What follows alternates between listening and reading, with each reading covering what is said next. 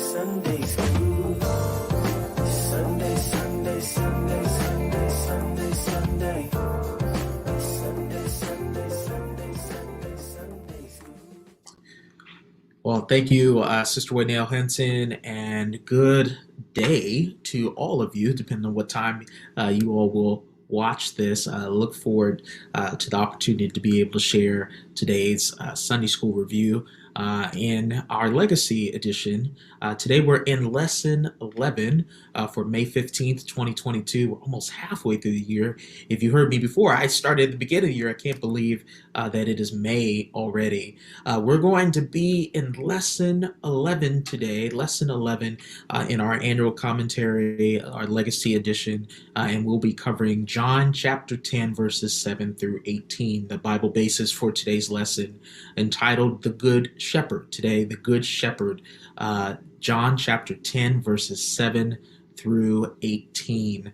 John chapter 10, verses 7 through 18. Our Bible truth for today's lesson, lesson 11, is God anoints and equips good leaders for his people.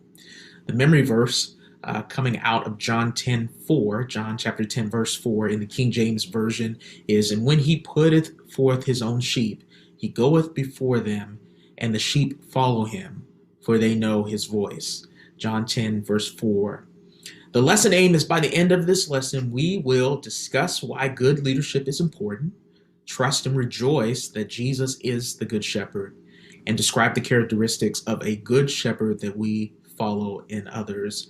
And if you've already read the lesson, or you're getting close to reading the lesson, the background scriptures, we're going through John chapter 10. We're in John chapter 10, verses 1 through 18 in your Legacy edition, if you have that. But then also the verses, the background scriptures that you can read as well leading up to today's lesson is 2 Chronicles 18, verses 12 through 22, Numbers 27, verses 12 through 20, Psalm 78, verses 67 through 72, Psalm 28, Psalm 80, verses 1 through 7, John 10, verses 1 through 6, and John 10, verses 7 through 18. But today we're going to cover, just in a review here, John 10, verses 7 through 18. I'm going to read that in the King James Version. So let's go ahead and read through that, and then we'll highlight a few points leading up to the end of our lesson. John 10, verses 7 through 18 in the King James Version. "Then Jesus said unto them again, Verily, verily, I say unto you, I am the door of the sheep.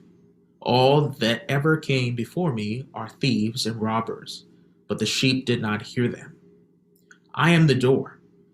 By me, if any man enters in, he shall be saved, and he shall go in and out and find pasture. The thief cometh not but to steal, and to kill, and to destroy. I am come that they might have life, and that they might have it more abundantly. I am the good shepherd. The good shepherd giveth his life for the sheep.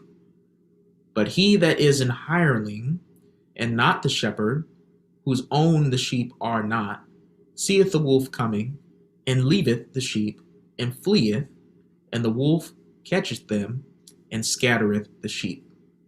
The hireling fleeth, but he is, because he is an hireling, and careth not for the sheep. I am the good shepherd, and know my sheep, and am known of mine.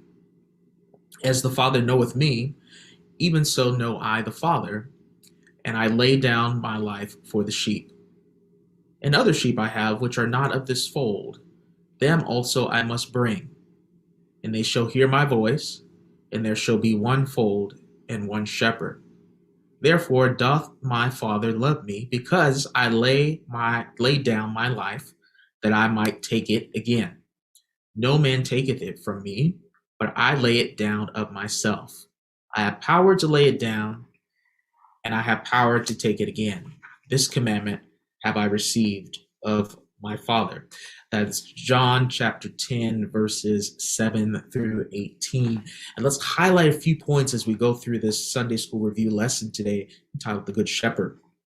Jesus starts off here with a I am statement, which is very much akin to some of the the literary language that John, the Apostle John, captures in his gospel. So a reminder that the book of John is a gospel account of the gospels, Mark being one, Luke being one, Matthew being one, and John being the fourth gospel that is recorded in the New Testament. John particularly highlights the I am statements of Jesus that are not quite highlighted as specifically in the other gospels. So as we read through this passage here today, verses 7 through 18, you will see several I am statements that are recordings of Jesus' very words. This interaction here that we see in John chapter 10, verses 7 through 18, is the literary statements that Jesus is making in reference to himself, as well as the imagery of those who are false prophets and those who are of the religious order who are leading the people, and specifically, as we'll see through this passage, the Jews in the wrong path. As we look at verses 7, 8, and 9, you'll see two I am statements that are listed here. He says that I am the door of the sheep. So he gives access that he shows in verse 7. And then he reminds us, reiterates in verse 9, I am the door. I am the door, and by me, if any man enter in, he shall be saved and shall go in and out and find pasture. In this passage, he talks about the shepherd as the image of who he is and what his character is. That the shepherd has a responsibility to tend to his sheep, and he gives access to his sheep. There's this sense of belonging that comes with being the shepherd and being that person who lays down his life for his sheep. The life of a shepherd is a dangerous life, because oftentimes what would come after the sheep were wild beasts. The wolves would come into the pasture and try to snatch one of the sheep from the fold. And so the job of the shepherd is not only just to provide the provisional needs, food and water, grass to graze, but also to provide protection from outside entities that seek to come in and devour the sheep. This paints the scene of what Jesus is describing in relationship to himself and also in relationship to the hirelings, which we will overview in a moment. Jesus says that he is the door. He gives access to the shepherd. He describes himself as the shepherd. Verse 8 says that all that ever came before me are thieves and robbers. Jesus is making a strong statement here. He is putting the life of shepherd in the eyes of the life of leadership. And so when he makes this statement, thieves and robbers, he is referencing the other leaders or the other priests and prophets of old who did not speak in the proper way. Now, the prophets of old who spoke of the coming Messiah, who spoke of return from unrighteousness to righteousness, those were the prophets that were killed. But however, there were false prophets as well, and there were priests that did not fully understand or denied the fulfillment of the scriptures that were leading to the promised Messiah, who is standing before them, Jesus Christ himself. So Jesus is laying out an argument that says that in the context of shepherd, context of leadership, he is the chief shepherd, he is the shepherd, and he is the one that provides access to the sheep. Now, the sheep are those who are of Yahweh. The sheep are those who are of the Lord. So Jesus points out that all that came prior to him, right, these so-called priests, are thieves, these so-called prophets that did not proclaim him as the Messiah, are thieves and robbers, but the sheep did not hear them. He references again in verse 9, I am the door, by me, if any man enter in, he shall be saved, and he shall go out and find pasture. The nourishment that comes from the shepherd, from the chief leader, the sheepfold, the one who is the door is the one who protects and the one who provides. Look at the language there that he says, I am the one who protects by the salvific language in verse 9. And I am the one who allows him to go in and out and find pasture, find nourishment. He comes back to the thief language as well. The thief comes not to steal, or the thief rather comes to not but for to steal and to kill and to destroy. Now the question here is, who is the thief? Commonly, you will hear verse 10 reference the thief as Satan, but we have to read the passage in its context. In its context, Jesus is not referencing Satan as the thief. But who is he referencing as the thief? He's referencing as the thief is the shepherds, the false shepherds. The false shepherds are the Pharisees and the religious rulers who were opposing Jesus. Right? Instead of providing life to their sheep, they were providing death to their sheep. And so when Jesus referenced in verse 10, the thief cometh not but to steal, to kill, and to destroy, he is not explicitly referencing Satan. But in its context, he's referencing the Pharisees of his time in this first century Jerusalem, this first century Judea. He is referencing the Pharisees who are putting unsustainable expectations upon the people who are to follow Yahweh and who are waiting the expected coming of the Messiah. So juxtaposition between verse 10, the first half of verse 10, the thief cometh not but for to steal and to kill and to destroy. I am, another I am reference that John puts here, I am, being Christ, have come that they might have life and that they might have it more abundantly. So Jesus positions himself as the life giver, as the life sustainer here. He references himself again. I am the good shepherd, and I am the one that gives life. I am the one that sustains. So the thief is those who steal, kill, and destroy the sheep. Those thieves are the Pharisees and the religious rulers of those days that oppose Jesus as he has declared himself through his demonstration of his works, his miracles, and the authority by which he proclaims the scriptures as Lord, as the Messiah. The second half here that we see is that he paints the picture of a hireling. A hireling is also not the shepherd, but a hired hand. A hired hand is a reflection of Israel's kings and false prophets that were found in the Old Testament. If you look, if you have the commentary, you'll find that the references to this are Ezekiel 34, verses 5 through 6, Jeremiah 23, verses 1 through 3, and Zechariah 11, verses 15 and 17. He bridges the New and the Old Testament together to show the contrast of the good and noble hired hands and the false hired hands, the ones who are not the shepherd, who have the chief charge of caring for the sheep, but ones who are hired who have a vested interest in what they gain and not necessarily what the sheep gain. So verse 12, as we do this overview, verse 12, he paints the picture of what a hireling would do, similar to what a thief would do. But he, verse 12, that is a hireling and not the shepherd, whose own sheep are not, seeth the wolf coming. The ones who are supposed to steer off and defend the sheep, they leave the sheep. They don't defend the sheep. And they flee, and they allow the wolf to catch them and to scatter the sheep. So these false prophets work in conjunction with these false religious rulers and allow them to come in and devour those who are supposed to be the followers and the promised children of the Messiah.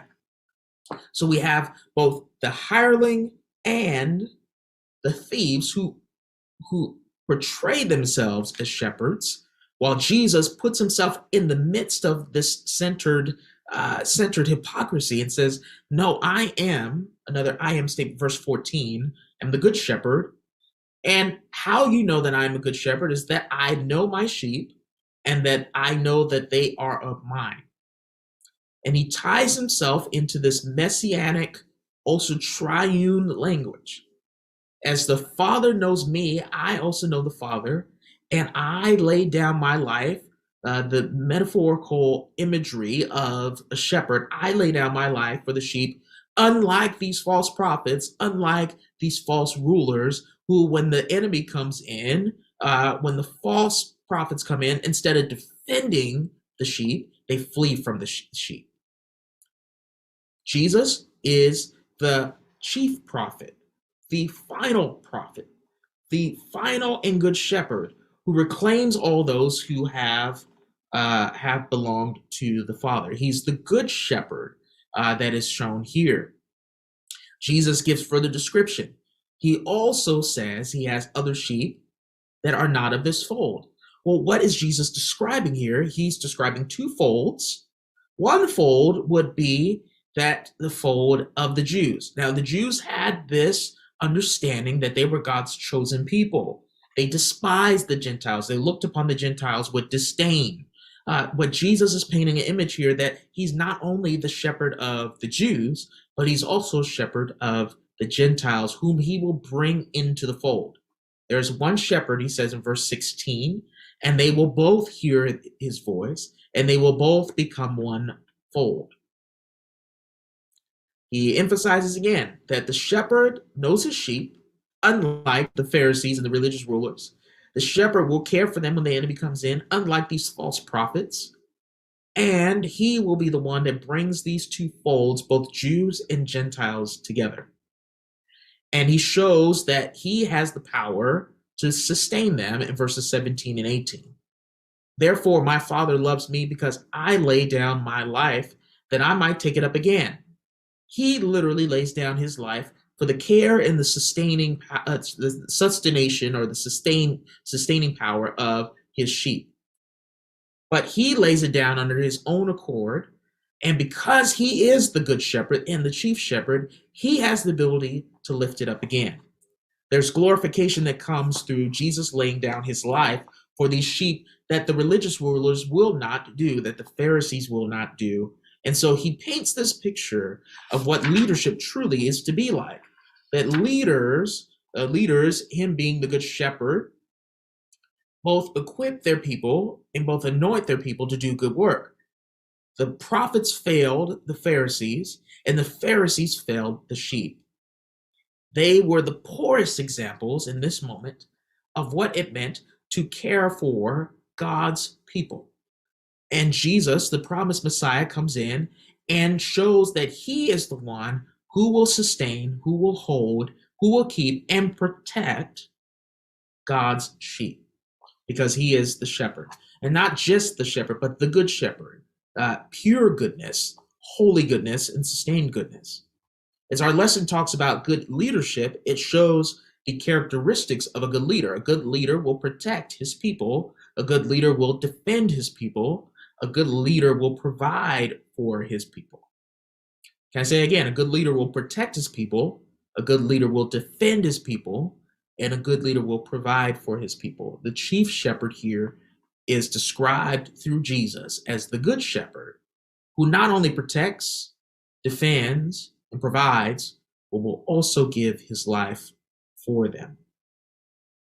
Juxtapositioning opposite of what the condemnation is that is upon the Pharisees and the religious rulers in our lesson for today.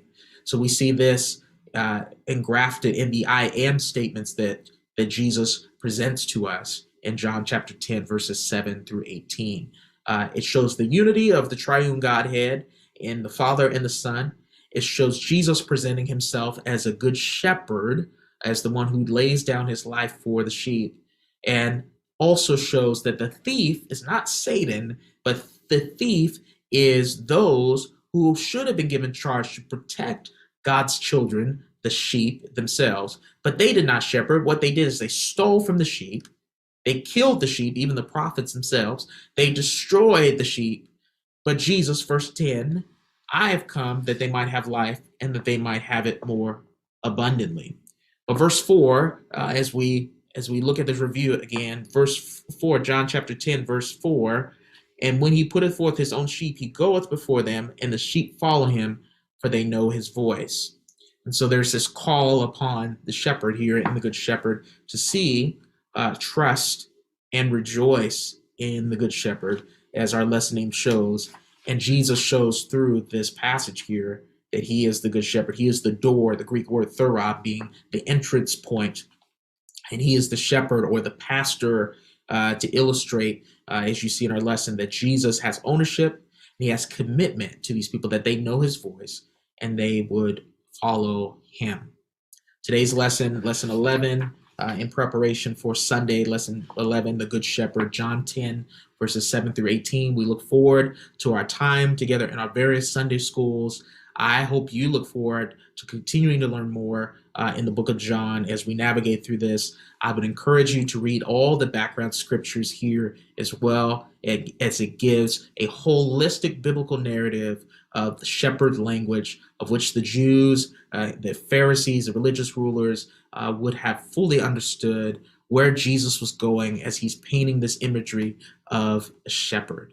I'm thankful to be able to do Sunday school with you all and have life with you all. And that Sunday school girl, Waynell Henson, thank you so much for giving me the opportunity to be able to share and to be able to do this Sunday school lesson review with you all. I hope you enjoy the lesson. I hope that you continue to study and we'll continue to grow as each day we journey through the Word of God together. And one of those tools is through our Sunday school.